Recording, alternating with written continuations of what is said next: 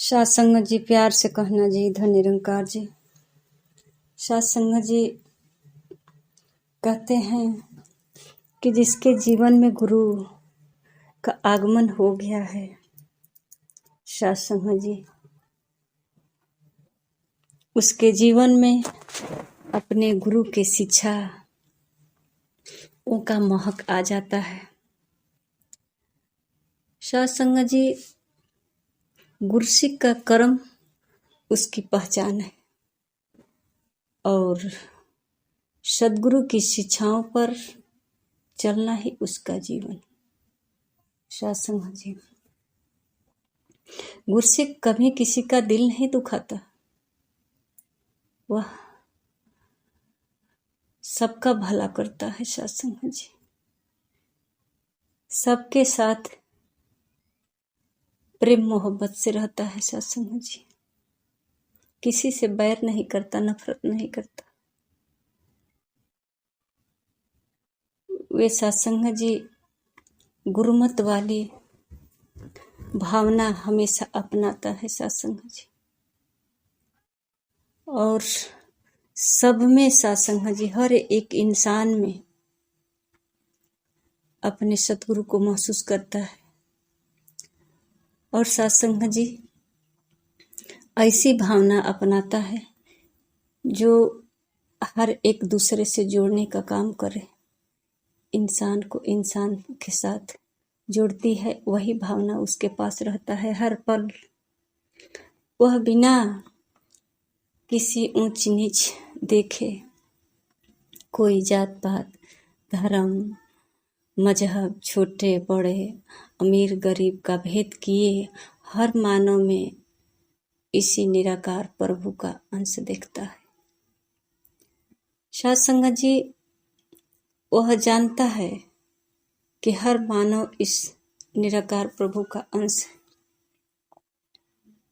सब में महसूस करता है परमात्मा को। सब में महसूस करके सत्संग जी अपने सद्गुरु का प्रणाम करता है, अपने सद्गुरु का आदेश उपदेश का पालन करता है। सत्संग जी जब प्रभु परमात्मा निराकार का कोई जात नहीं, तो फिर इनके बच्चों की कौन सी जात हो सकती है। सत्संग जी जिस मन के भाव शुद्ध होते हैं, जिस मन में हर पल इस निराकार परमात्मा का वास होता है, सत्संग जी उसे हर व्यक्ति में निराकार का ही स्वरूप नजर आता है, निराकार का ही रूप नजर आता है। सत्संग जी ऐसे गुरसिक के कर्म, बोल भी और कर्म भी दोनों में महक आता है। सत्संग जी एक महापुरुष जी हैं, बहुत सीधे साधे हैं। लोग कहते हैं बहुत सीधे साधे, और देखिए सत्संग जी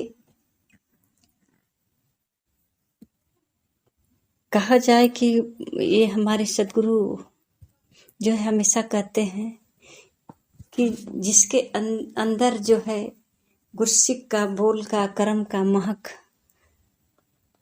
सुंदर हो, वो सत्संग जी कहते हैं कि ये चलते फिरते मंदिर बन जाता है,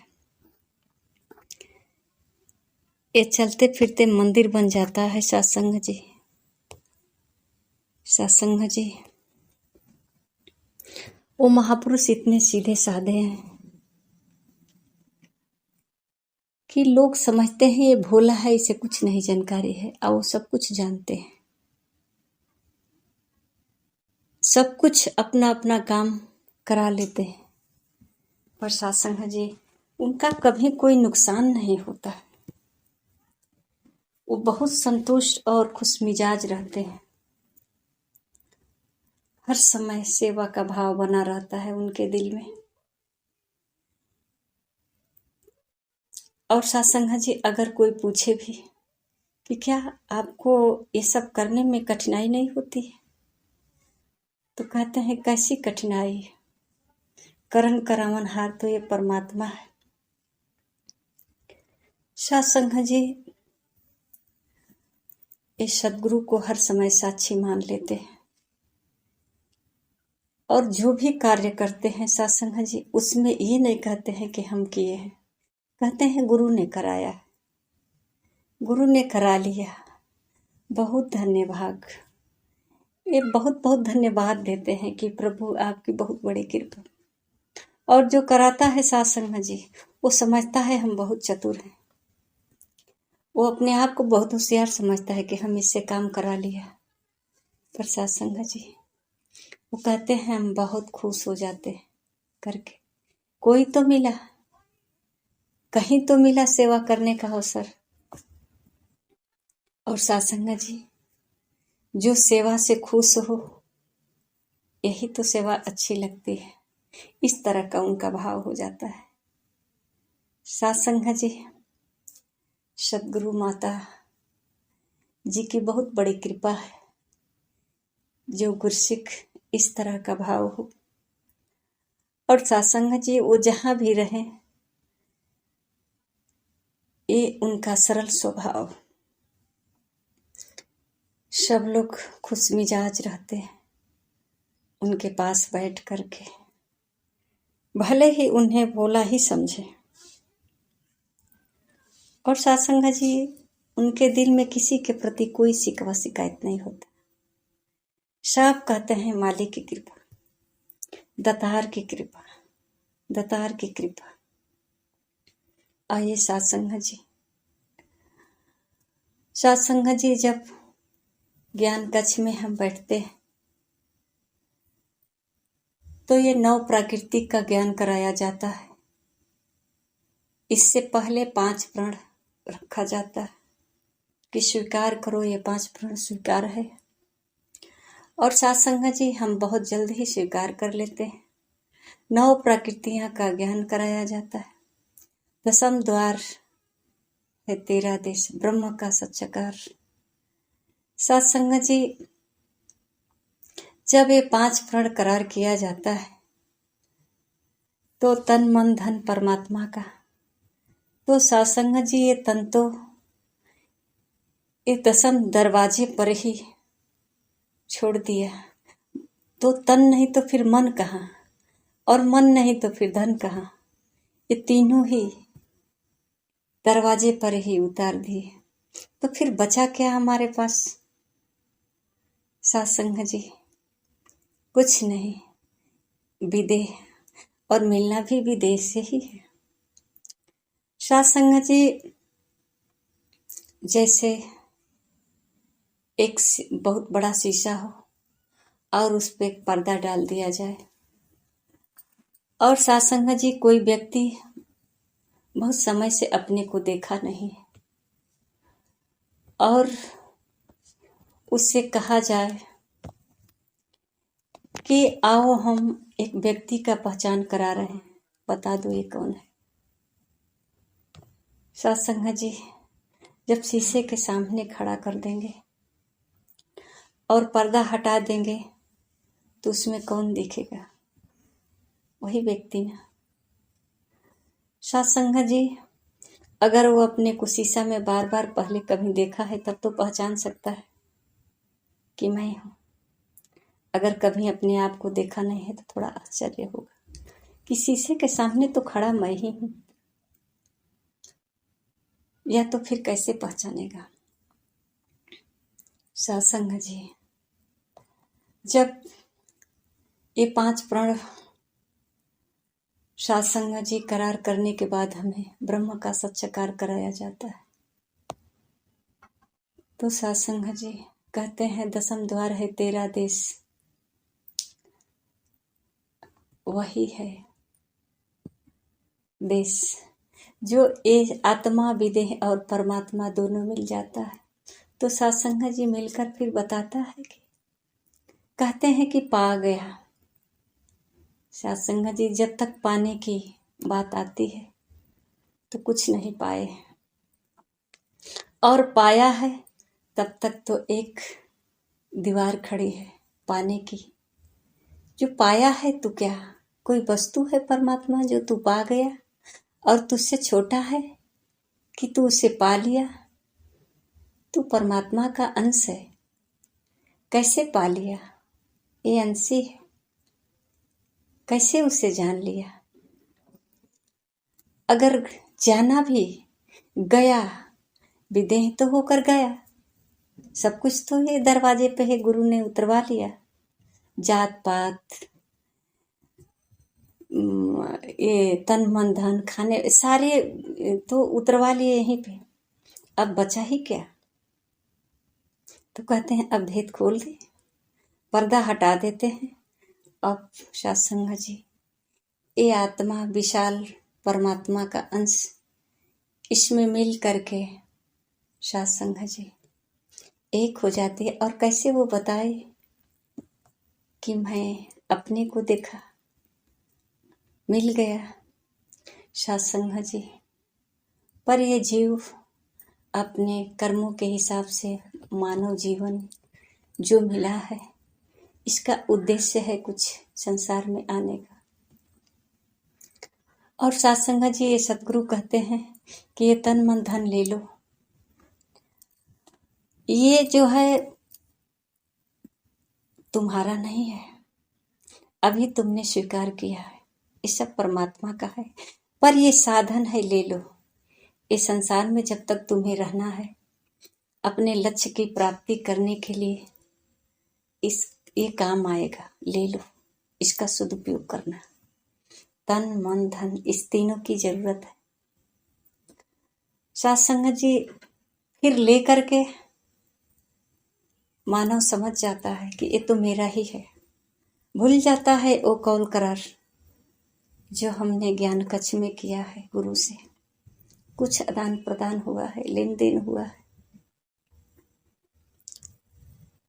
तो सत्संग जी फिर उसी माया जाल में, इस संसार में सत्संग जी कितने लोग कहते हैं कि माया को छोड़ दो, बैरागी हो जाओ या साधु हो जाओ।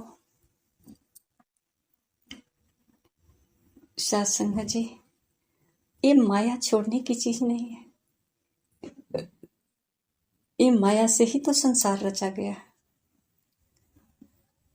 माया को पकड़ने की चीज भी नहीं है, माया में लिप्त नहीं होना है, बल्कि माया को साधन बनाकर प्रयोग करना।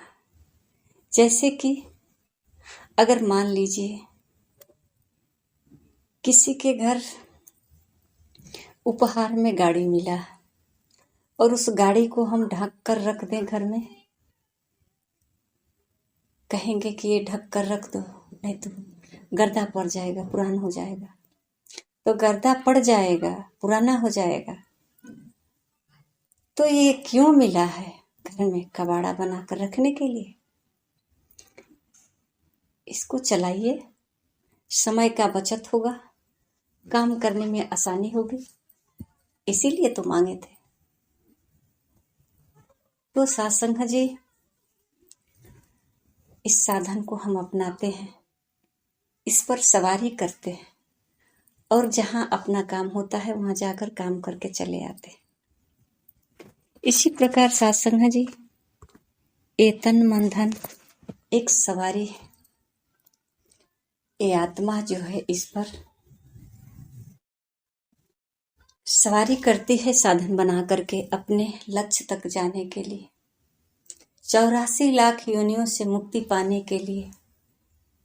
जैसा कि महापुरुषों ने कहा, साधन धाम मोक्ष कर द्वारा, ये साधन मोक्ष के दरवाजे पे खड़े हैं।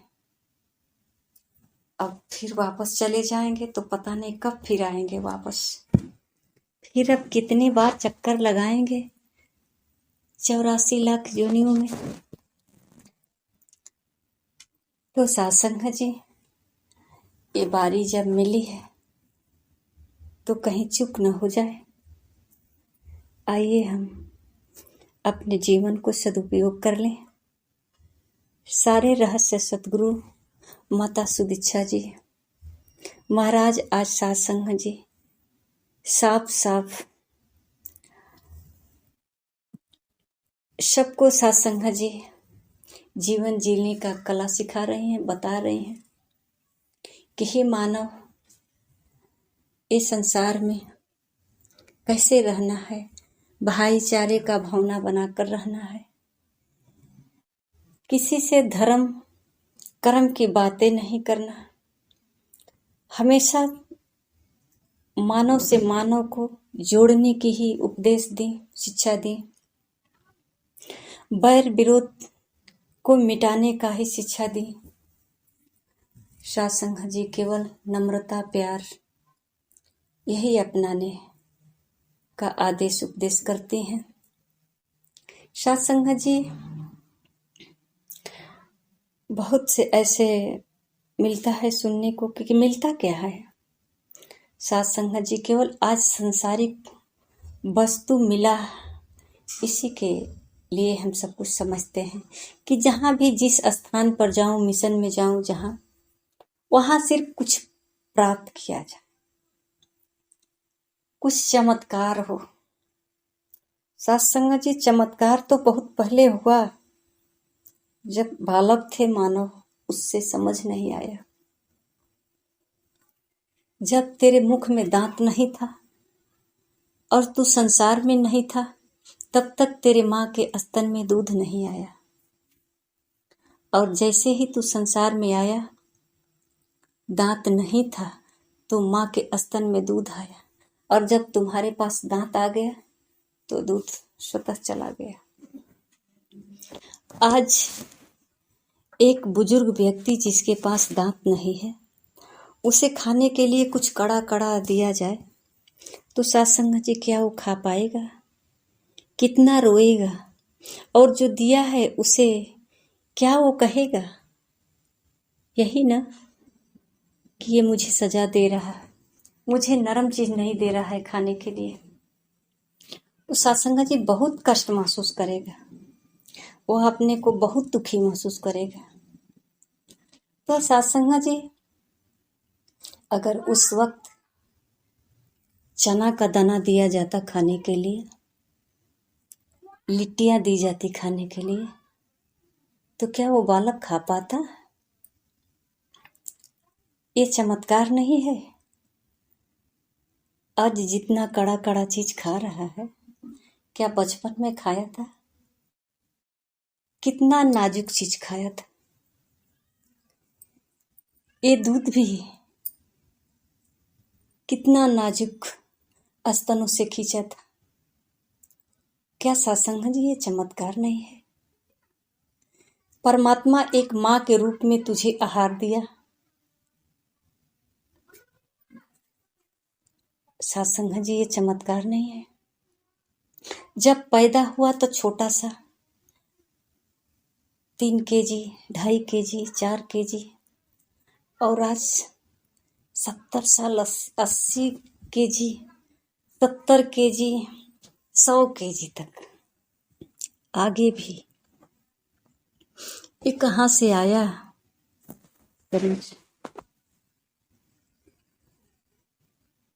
ये इतना बड़ा शरीर कहाँ से आया? सत्संग जी और फिर यहीं पे सब खत्म होने वाला है। तो आइए सत्संग जी, चमत्कार के पीछे तो हमने कभी विचार ही नहीं किया, झूठे चमत्कारियों के पीछे भाग रहे हैं। हमारे साथ जो चमत्कार हुआ उस पर कभी विचार नहीं किए। उस समय तो होश नहीं था, छोटे बालक थे, पर जब हमारे सामने जो छोटा बालक हुआ, कभी उसको तो हम देख सकते हैं, उस पर तो विचार कर सकते हैं।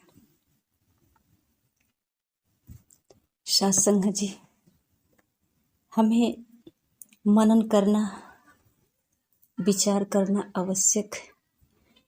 अपने सद्गुरु के वाणी पे अवश्य ही विचार करना कि आज जो माता जी शिक्षा दे रही हैं, ये हमारे जीवन में क्या रंग लाएगा, कौन सा खुशबू आएगा।